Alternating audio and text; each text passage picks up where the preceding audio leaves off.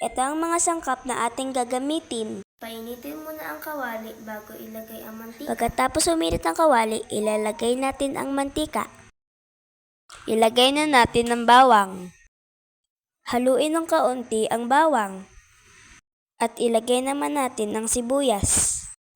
Haluin ang sibuyas. Pagkatapos ilagay ang bawang at sibuyas, isunod naman ang luya. Katulad ng bawang at sibuyas, haluin din natin ang luya. Ilagay na natin ang pangalawang gata. Haluin ito at maghintay tayo ng 5 minuto bago ito kumulo. Pagkatapos ng 5 minuto sa pagkakakulo, ilagay na natin ang bangos at maghintay tayo ng 5 minuto pa. Pagkatapos ng 5 minuto ng pagkakakulo, at ilagay na natin ang mga pampalasa tulad ng paminta, magic sarap at nakalimutan ko ipakita sa video ang paglalagay ng 1 kutsarang asin. At nakalimutan ko ding i-video ang paglalagay ng unang gata at ng suka. Huwag haluin paglagay ng suka para maluto ito.